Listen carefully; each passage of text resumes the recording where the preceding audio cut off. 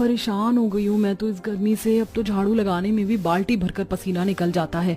न जाने कब ये गर्मी का मौसम खत्म होगा। अब नहीं लगा रही मैं झाड़ू, बाकी की जगह पर बाद में झाड़ू लगाऊंगी। थोड़ी देर बैठकर पानी पी लेती हूँ। उर्मिला गिलास लेकर जैसे ही मटके से पानी निकालने लगती है तो देखती है कि मटके में बिल्कुल ना के बराबर पानी बचा है। एक तो ये गर्मी, ऊपर से मटके का पानी भी खत्म होने को आ गया है। अब जाओ इतनी दूर कुएं पर और गर्मी में पानी भर कर लाओ। अगर इसे मैं पी लूंगी तो जुगनी स्कूल से आने के बाद क्या पिएगी। इस गर्मी ने तो पानी के लिए भी मोहताज करके रख दिया है। उर्मिला गर्मी से परेशान हो रही होती है कि तभी उर्मिला की सास हाथों में पूजा की थाली लिए घर आती है। माँ जी, आप सुबह के मंदिर गई हुई हैं और अब दोपहर में आ रही हैं। वो लाजवंती है ना, उसकी तबीयत काफी खराब हो गई है। गरम लू लग गई है उसे। कल उसका बेटा उसे शहर के सरकारी अस्पताल में दिखाने के लिए ले जाएगा। इस गर्मी ने तो हम सभी गांव वालों की नाक में दम करके रख दिया है। न घर के बाहर रह सकते हो, ना ही घर के अंदर। माँ जी, घर के अंदर रहें भी तो कैसे रहें। सबके घास फूस के घर बने हुए हैं। घर है, जगह जगह से धूप की किरणें घर के अंदर आती हैं। दिन तो दिन, रात में भी घर बिल्कुल आग की भट्टी बना रहता है।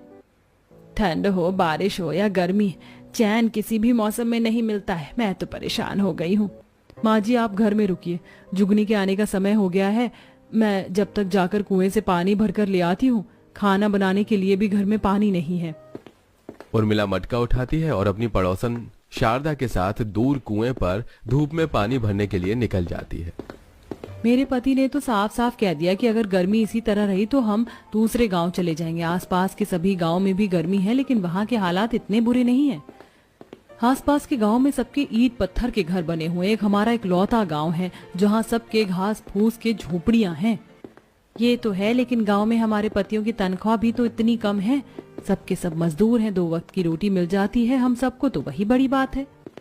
उर्मिला और शारदा अपने अपने दुख एक दूसरे को बताते हुए कुएं पर जाती हैं और पानी भरकर घर आ जाती हैं। शाम के 6 बज चुके थे, लेकिन अभी तक उर्मिला ने चूल्हा नहीं जलाया था। अरे बहू, आज खाना बनाने का इरादा है या नहीं? 6 बज चुके हैं और सबके घरों में चिराग जल गए और तूने अभी तक चूल्हा नहीं जलाया। माँ जी, सिर्फ चिराग ही जले हैं लोगों के घरों में, किसी किसी के घर में चूल्हा भी नहीं जला है। 6 बज गए हैं तो क्या हुआ? आप देख नहीं रही हैं बाहर अभी कितनी ज्यादा गर्माहट हो रही है। अब इतनी गर्मी में मैं बाहर चूल्हे पर खाना कैसे बनाऊं?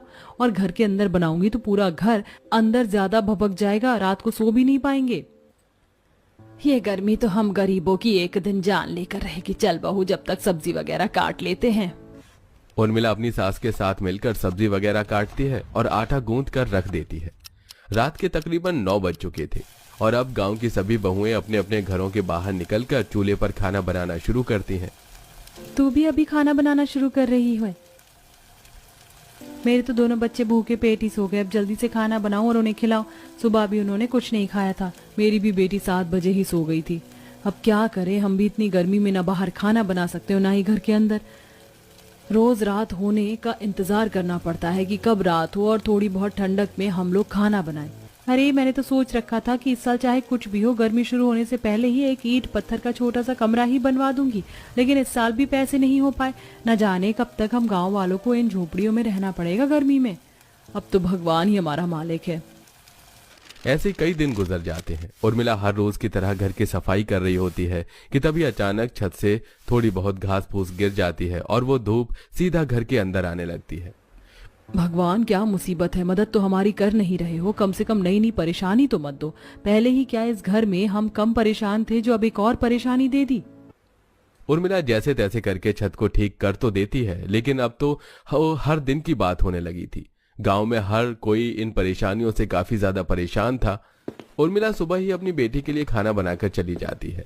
जब उर्मिला दोपहर में आती है तो देखती है कि उसकी बेटी अभी तक भूखी बैठी है। तुमने खाना क्यों नहीं खाया बेटा? मैं तो रोटी सब्जी बनाकर गई थी ना। रोटी और सब्जी में से खट्टी खट्टी बदबू आ रही है, लगता है गर्मी की वजह से खाना खराब हो गया।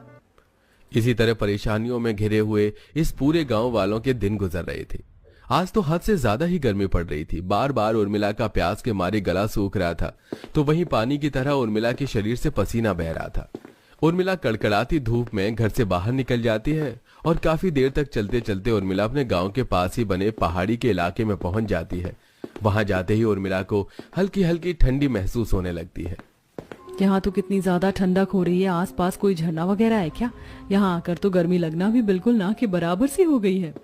उर्मिला जब थोड़ा और आगे जाकर उन पहाड़ों पर चढ़ती है तो वहां की थोड़ी बहुत मिट्टी उर्मिला के पैरों में लग जाती है। अरे यहाँ की मिट्टी तो काफी ज्यादा ठंडी है, ऐसा लग रहा है मिट्टी नहीं बल्कि बर्फ हो। उर्मिला थोड़ी देर के लिए उस ठंडी मिट्टी पर ही लेट जाती है। इतने दिनों बाद इतनी ठंडी जगह पर जाकर उर्मिला को काफी सुकून भरी नींद आती है और उर्मिला पूरे 2 घंटे बाद सोकर उठती है। मुझे तो पता नहीं चला कि कब 2 घंटे बीत गए। बहुत अच्छी नींद आई मुझे। अगर इस मिट्टी का इस्तेमाल करके हम लोग अपने लिए घर बनाए तो वैसे भी उस घास के घर से अच्छा तो मिट्टी का ही घर होगा, कम से कम थोड़ी ठंडक तो मिलेगी। उर्मिला जल्दी से घर जाती है और सारी बात अपने पति और सास को बताती है।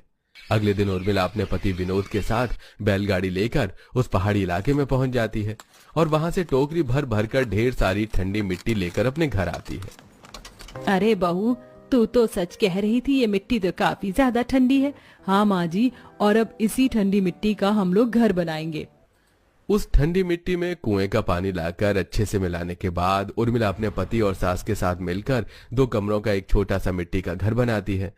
1 से 2 दिन के अंदर ही वो पूरा मिट्टी का घर अच्छी तरह से सूख जाता है और सूखने के बाद ठंडी मिट्टी का बना घर काफी ज्यादा ठंडक देने लगता है। हमारे इस मिट्टी के घर के अंदर तो बिल्कुल भी गर्मी नहीं लग रही, बिल्कुल ठंडा ठंडा महसूस हो रहा है। कितनी ठंड लग रही है, अब तो मैं बिना चादर बिछाए जमीन पर आराम से सो सकती हूँ। गर्मी में भी अपनी ठंडी मिट्टी वाले घर में अब पूरा परिवार काफी ज्यादा खुश रह रहा था। ऐसे ही 2 दिन गुजर जाते हैं और उर्मिला को पड़ोसन शारदा अपनी सास कलावती के साथ उर्मिला के घर आती है। क्या बात है उर्मिला, तुम्हारा ये मिट्टी का घर तो काफी ज्यादा ठंडक दे रहा है। हमने भी कुछ समय पहले मिट्टी का घर बनाया था, लेकिन उसमें तो बिल्कुल भी ठंडक नहीं थी। तुम्हारे घर में तो बिल्कुल गर्मी लगनी बंद ही हो गई है। ये सब तो उन पहाड़ों की ठंडी मिट्टी का कमाल है। मैं तो कह रही हूँ आप लोग भी वहाँ से मिट्टी लेकर आ जाइए और उससे घर बना दीजिए, कम से कम गर्मी से कुछ तो राहत मिलेगी। उर्मिला की बात मानकर अगले दिन शारदा अपनी सास के साथ उन पहाड़ियों से जाकर ढेर सारी ठंडी मिट्टी लेकर आती है और अब उनसे अपना घर बनाती है। एक को देखकर गांव में अब कई सारे लोग उन पहाड़ी से ठंडी मिट्टी लेकर आते हैं और उससे अपना घर बनाते हैं। तुमने तो कमाल कर दिया, वरना मैंने सोचा नहीं था कि मिट्टी का घर रहने के लिए इतनी ठंडक दे सकता है, वरना हम लोग तो कब का मिट्टी का घर बना लेते।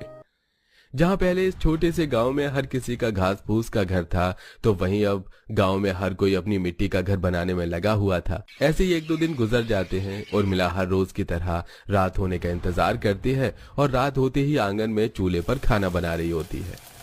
मिट्टी का घर तो बन गया, लेकिन अभी भी रात होने का इंतजार करना पड़ता है, तभी चूल्हा जलता है। हमारे घर में आज फिर जुगनी सो गई खाली पेट। जिस तरह से तूने ये मिट्टी का घर बनाया है, ठीक उसी तरह एक रसोई भी बना ले। कब तक जागने के लिए हमें रात का इंतजार करना पड़ेगा? कह तो आप ठीक रही हैं। सोच रही हूँ एक मिट्टी की रसोई बना ही लेती हूँ। थोड़ी बड़ी बनाऊंगी, सारा सामान रसोई में आ जाए और कम से कम चूल्हा तो समय से हमारे घर में जलेगा।